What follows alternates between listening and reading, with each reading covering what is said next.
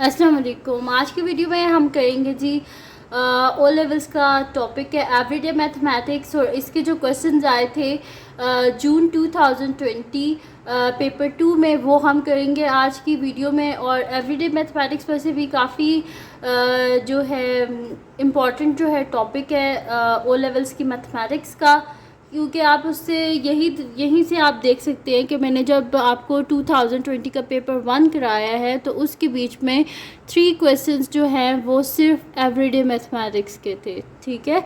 और इस पेपर में भी 2 क्वेश्चंस हैं, लेकिन उनकी मार्किंग इस तरह है, जैसे कि देखिए एक क्वेश्चन है ये 6 मार्क्स का एवरीडे मैथमेटिक्स का, और जो नेक्स्ट क्वेश्चन है उस पर भी 6 मार्क्स का ये एवरीडे मैथमेटिक्स का क्वेश्चन है, ठीक है।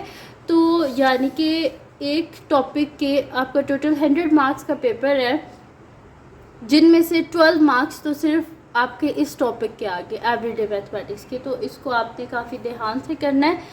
क्वेश्चन हमारे पास है कि Stephen had an annual income of $21,500 in 2018. His annual income increased to $22,790 in 2019. Calculate the percentage increase. हमने percentage increase को find out करना है। सेकेंड पार्ट है कि Stephen invest $1,260 in bank. The bank pays simple interest at a rate of 2.5% per year. Calculate the amount Stephen has in the bank at the end of 3 years. हमने बताना है कि जो है उसने टोटल बैंक में कितनी अमाउंट जो है वो इन्वेस्ट की थी $1,260, और उसका पर ईयर ऊपर कितना इंटरेस्ट लगता है 2.5% लगता है। हमने बताना है कि 3 इयर्स के बाद टोटल कितनी अमाउंट उसके बैंक में होगी। थर्ड हमारे पास है कि Stephen changes 4300 Indian rupees into dollars. उसने क्या किया है कि 4300 जो इंडियन रुपीज़ है उसको उसने डॉलर्स में कन्वर्ट किया है, और एक्सचेंज रेट क्या है कि $1 किसके इक्वलेंट है 67.8 इंडियन रुपीज़ के। तो कैरियर फाइंड हमने क्या करना है, work out how much he receives, give your answer correct to the nearest dollar. हमने क्या करना है, सबसे पहले चेंज करना है इंडियन रुपीज़ को डॉलर्स में, और जो आंसर हमारे पास आएगा ना उसको हमने क्या करना है नियरेस्ट डॉलर तक हमने उसे राउंड ऑफ करना है, ठीक है। तो क्वेश्चन आपको समझ आ गया। अब हम इसको सॉल्व करना शुरू करते हैं। जब भी आपके पास क्वेश्चन आए सबसे पहले आपने उसे डिटेल में पढ़ना है, समझना है, लेकिन बहुत भी ज़्यादा टाइम नहीं लगा देना है क्वेश्चन पे, लेकिन आपने उसके साथ साथ थोड़े थोड़े नोट्स बनाना शुरू कर देने हैं ताकि आपको परेशानी ना हो। करना क्या है, फर्स्ट वाले में calculate the percentage increase find out करनी है। तो हमने क्या करना है, परसेंटेज इंक्रीज़ का फार्मूला, तो परसेंटेज इंक्रीज़ किसके इक्वलेंट होता है हमारे पास, मैं यहाँ पे लिख देती हूँ सोल्यूशन ए पार्ट। तो percentage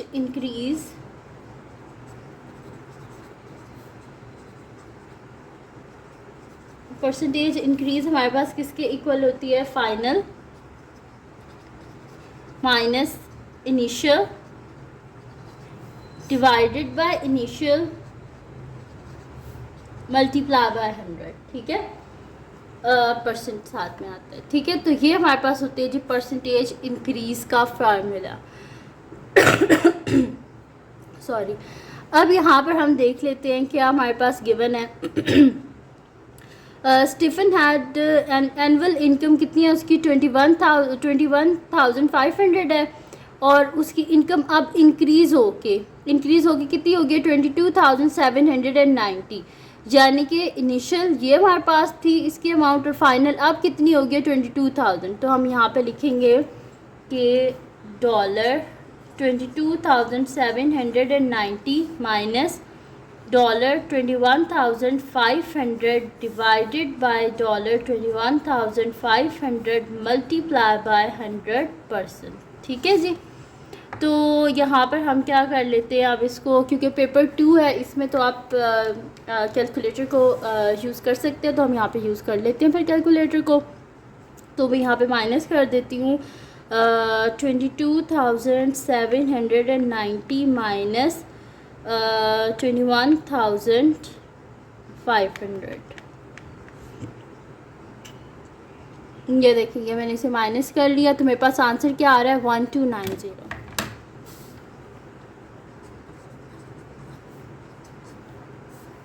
divided by $21500 multiply by 100%। ये 2 ज़ीरोज़ इन 2 ज़ीरोज़ के साथ कट के तो पीछे हमारे पास क्या बचा $1290 डिवाइडेड बाय $215 और साथ में आ जाएगा परसेंट। तो इसको हम डिवाइड कर लेते हैं 1290 को 1290 डिवाइडेड बाय 215। ठीक है, इसको मैं डिवाइड कर लेती हूँ तो मेरे पास आंसर क्या आ रहा है इसका 6। तो ये डॉलर और डॉलर का साइन भी कट जाएगा तो मेरे पास क्या आ जाएगा 6%। यानी कि उसकी कितनी इंक्रीज़ हुई है उसकी पे उसकी इंक्रीज़ हुई है जी 6%। ठीक है, एनुअल इनकम उसकी 6% इंक्रीज़ हुई है। सेकंड देख लेते हैं। सेकंड हमारे पास है Stephen invest $1260 in bank. The bank pays simple interest at a rate of 2.5% per year. Calculate the amount Stephen has in the bank at the end of 3 years. तो इसमें सिंपल इंटरेस्ट का बस हम formula apply करेंगे और तो कुछ भी नहीं करना। तो मैं यहाँ पे लिख देती हूँ solution B part simple interest का फार्मूला अप्लाई करेंगे। तो simple interest is equals to क्या फार्मूला होता है हमारे पास, price into rate into time divided by 100। ठीक है, अब इसमें देख लेते हैं कितनी उसने शुरू में अमाउंट जमा की थी कराई थी 1260। तो यहाँ पे लिख देते हैं $1260 मल्टीप्लाई बाय इंटरेस्ट रेट क्या था 2.5 और टाइम कितना है 3 ईयर्स। ठीक है, और इसको हम क्या कर देते हैं, इसको हम डिवाइड कर देते हैं 100 से। अब हम इन तीनों को मल्टीप्लाई कर लेते हैं और देखते हैं हमारे पास क्या आता है। 1260 मल्टीप्लाई बाय 2.5 मल्टीप्लाई बाय 3। ये देखें मैंने इनको मल्टीप्लाई करके लिख लिया है यहाँ पर। तो मेरे पास इसका आंसर आ रहा है 9450। ठीक है, तो $9450 डिवाइडेड बाय 100। इसको 100 से हम डिवाइड कर लेते हैं तो मेरे पास इसका आंसर आ रहा है, ये देखिए मेरे पास इसका आंसर आ रहा है 94.5। ठीक है, वैसे भी अगर आप देखें तो 2 ज़ीरोज़ है ना तो 1 2 यहाँ पे पॉइंट लग जाएगा। तो $94.50 आंसर। ये हमारे पास आया इसका सिंपल इंटरेस्ट। ठीक है जी, ये हो गया। बल्कि अभी आंसर नहीं आया हमारे पास, हमने तो फाइंड आउट करनी है टोटल अमाउंट 3 ईयर्स के बाद कितनी होगी। ठीक है, तो ये अभी आंसर नहीं आया, हमें टोटल अमाउंट फाइंड आउट करनी है। तो टोटल अमाउंट कितनी होगी, ये जो इंटरेस्ट लगा है इसको हम ऐड कर देंगे उसके इनिशियल डिपॉजिट में, यानी कि उससे जितना कराया था $1260 में हम ऐड अप कर देंगे $94.50। ठीक है, इसको हम ऐड कर देंगे, उसके बाद ही तो हमें पता चलेगा कि उसने जो है टोटल 3 ईयर्स के बाद उसके पास कितने पैसे हैं बैंक में। तो यहाँ पे मैं लिख देती हूँ टोटल अमाउंट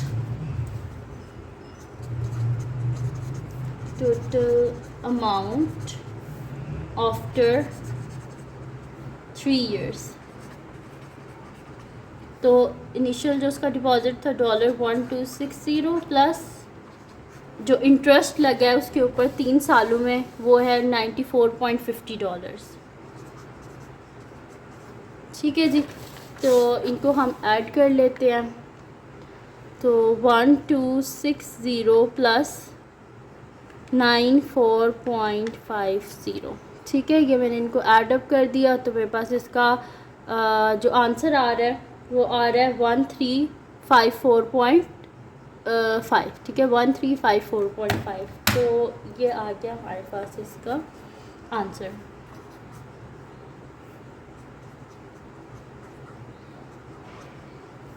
.5 और ये वाला 0 भी आ जाएगा। ठीक है, तो ये मेरे पास आ गया इसका आंसर, यानी कि 3 ईयर्स के बाद उसकी टोटल इतनी अमाउंट होगी अकाउंट में इंटरेस्ट को मिला के। ठीक है जी, ये तो हो गया हमारे पास इसका बी पार्ट भी। अब चलते हैं इसके सी पार्ट की तरफ। सी पार्ट है कि Stephen changes 4300 Indian rupees into dollars. The exchange rate is $1 is equals to 67.8 Indian rupee. ठीक है, तो हम यहीं से शुरू करते हैं कि क्या गिवन है हमारे पास। यहाँ से हम करते हैं सोल्यूशन सी पार्ट के 67.8 इंडियन रुपी किसके इक्वल है। 67.8 इंडियन रुपीज़ हमारे पास इक्वल है $1 के। ठीक है, तो अगर हमने एक इंडियन रुपी निकालना हो कि एक इंडियन रुपी कितने डॉलर के इक्वल है, तो हम उसे कर देंगे कि one Indian rupee is equals to dollar 1 divided by 67.8। ऐसे ही हो जाएगा ना। अब हमने कितना चेंज करना था, हमने चेंज करना था 4300 इंडियन रुपीज़ को। तो हम बोथ साइड पे क्या करते हैं, 4300 से मल्टीप्लाई कर लेते हैं। तो 4300 multiply by 1 Indian rupee is equals to $1 by 67.8 multiply by 4300। तो हमारे पास क्या आ जाएगा, 4300 Indian rupees is equals to $1 से जब आप 4300 को मल्टीप्लाई करेंगे तो 4300 ये आ जाएगा डिवाइडेड बाय 67.8। तो इसको हम कैलकुलेटर से कर लेते हैं कि हमारे पास क्या आंसर आ रहा है। तो 4300 डिवाइडेड बाय 67.8, तो मेरे पास इसका आंसर जो है वो आ रहा है 63.42। ठीक है, तो 63.42 ये मेरे पास आ रहा है। लेकिन क्वेश्चन में क्या गिवन है कि हमने इसको करना है नियरेस्ट डॉलर तक। ठीक है, तो फिर हम इसे लिखेंगे कि अप्रॉक्सीमेटली किसके इक्वल है, $63। ठीक है, ये हमारे पास किसके इक्वल है, $63 के इक्वल है। तो मैं यहाँ पे लिख देती हूँ स्टीफन रिसीव्स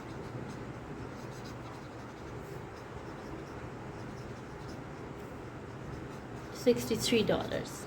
ठीक है, तो ये आ गया हमारे पास आंसर। और यहाँ पे 6 मार्क्स का जो आपका क्वेश्चन है एवरीडे मैथमेटिक्स का पहला, वो हमने सॉल्व कर लिया। ठीक है, अब इसी पेपर का सेकंड क्वेश्चन की तरफ आते हैं। अब इसका जो सेकंड क्वेश्चन है हमारे पास वो कुछ इस तरह है कि लिखा हुआ है कि the length of rectangle is 6 centimetre more then it's width. The perimeter of rectangle is 37. Form an equation in W and solve it to find the width of rectangle. अच्छा, ये जो टॉपिक है ना है तो ये एवरीडे मैथमेटिक्स का question है, लेकिन इसमें ना साथ में आपके पास क्या आ गया, सिमल्टेनियस इक्वेशंस। ठीक है, इक्वेशंस वाला भी क्वेश्चन आ गया, यानी कि ये आपके पास टॉपिक आपका जो है इक्वेशंस वाला वो भी आ गया इसमें, और इसमें एवरीडे मैथमेटिक्स भी। ठीक है, ये 3 मार्क्स का क्वेश्चन है, कोई इतना मुश्किल नहीं है, इजी सा ही है। तो हमारे पास क्या है कि length of rectangle, width of rectangle क्या गिवन है हमारे पास। यहाँ पे हम करते हैं जी सोल्यूशन पहले ए पार्ट का। तो विड्थ क्या गिवन है हमारे पास, W है। Width is equals to W centimetres. और लेंथ के बारे में क्या लिखा हुआ है कि the length of rectangle is 6 centimetres more than width. तो length is equals to 6 centimetre more than width, यानी कि 6 + W सेंटीमीटर्स। उसके बाद कह रहे हैं कि पैरामीटर हमारे पास गिवन है।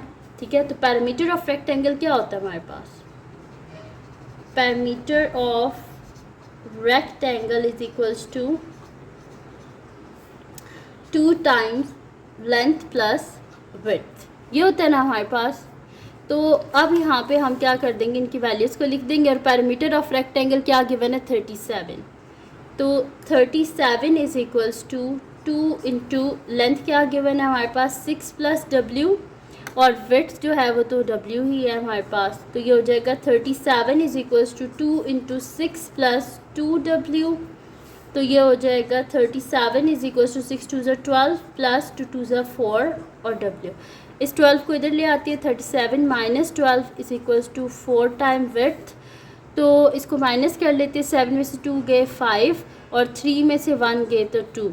ठीक है, इज इक्वल्स टू 4 W हमें W चाहिए, so बोथ साइड पे 4 से डिवाइड कर देंगे, 4 और 4 cancel out, W is equal to 25 को हम 4 से डिवाइड कर लेते हैं, तो 25 डिवाइडेड बाय 4, तो मेरे पास देखिए 25 को जब मैंने 4 से डिवाइड किया है तो मेरे पास इसका जो आंसर आ रहा है वो आ रहा है 6.25। तो मैं यहाँ पे लिख देती हूँ W is equals to 6.25 centimetres. ठीक है, तो हमारे पास इसकी जो विड्थ है वो आ गई है। ठीक है, यहाँ पे इन्होंने हमसे यही कहा था क्वेश्चन में कि हमने क्या फाइंड आउट करनी है, find out the width of rectangle. तो हमने width of rectangle find out कर लिया, और यहीं पर अगर लिखा होता ना कि आपने लेंथ भी फाइंड आउट करनी है, तो आपने ये जो आपके पास आंसर आया ना, इसी में आपने 6 को ऐड अप कर देना था, यानी कि लेंथ हमारे पास आ जानी थी, length is equals to 6 plus 6.25। तो ये हमारे पास क्या आंसर आ जाना था, 6 प्लस 6 12.25। ठीक है, ये हमारे पास इसका आंसर आ जाना था, तो लेंथ का, अगर उनने बोला होता आपको। ठीक है जी, तो ये हो गया हमारे पास। अब करते हैं इसका नेक्स्ट पार्ट, देख लेते हैं अब वो क्या है, उसको भी पढ़ लेते हैं। नेक्स्ट पार्ट आपके पास है कि a rectangle 20 centimetres by 8 centimetre is cut from a rectangle of 28 centimetre by 15 centimetre. Each measurement is given correct to the nearest centimeter. Calculate the upper bound for the area of the shaded region. यहाँ पे करना क्या हमने कि एक बड़ा rectangle है 28 bye 15 centimetres का है, इसके बीच में से हमने एक कट कर दिया रेक्टेंगल 20 बाय 8 सेंटीमीटर्स का। अब वो क्या कह रहे हैं कि हमने करना क्या है कि ये जो शेडेड रीजन है, ठीक है, जहाँ से मतलब कट हुआ हुआ है और बाकी जो बड़ा रेक्टेंगल रह गया उसका ये जो शेडेड रीजन है, कह रहे हैं कि आपने क्या करना है कि calculate the upper bound for the area of the shaded region. अब अपर बाउंड क्या, इसकी हमने फाइंड आउट करनी है। ठीक है, तो अब आपको अपर बाउंड इसमें इस वजह से लिखा हुआ है क्योंकि आप इस स्टेटमेंट को अगर यहाँ पे पढ़ें तो क्या लिखा हुआ है, each measurement is given correct to the nearest centimetre. Round off किया हुआ है इनको, जब राउंड ऑफ किया गया है तो इसका मतलब है कि इसकी अपर बाउंड भी हो सकती है, इसकी लोअर बाउंड भी हो सकती है। अपर बाउंड किस तरह फाइंड आउट कर सकते हैं, अपर बाउंड हम इस तरह फाइंड आउट कर सकते हैं कि हम 0.5 ऐड कर देते हैं, और लोअर बाउंड इस तरह फाइंड आउट करते हैं कि हम 0.5 को माइनस कर देते हैं। ठीक है, क्योंकि हमने इसकी फाइंड आउट करनी है कि वो कह रहे हैं कि आप बताएं कि ये जो शेडेड रीजन है ना, इसकी अपर बाउंड आपने फाइंड आउट करनी है। अपर बाउंड फाइंड आउट करनी है तो हम क्या करेंगे कि हम इसकी अपर बाउंड इस तरह फाइंड आउट करेंगे कि हम जो लार्जर रेक्टेंगल है उसकी अपर बाउंड फाइंड आउट करके उसमें से माइनस कर देंगे लोअर बाउंड इसकी। ठीक है, इसकी लोअर बाउंड फाइंड आउट करेंगे और उसकी अपर बाउंड उनको माइनस कर देंगे, तो हमारे पास आ जाएगी मैक्सिमम वैल्यू जो हो सकती है रेक्टेंगल की, वो हमारे पास आ जाएगी। ठीक है, तो मैं यहाँ पे लिख देती हूँ कि अपर बाउंड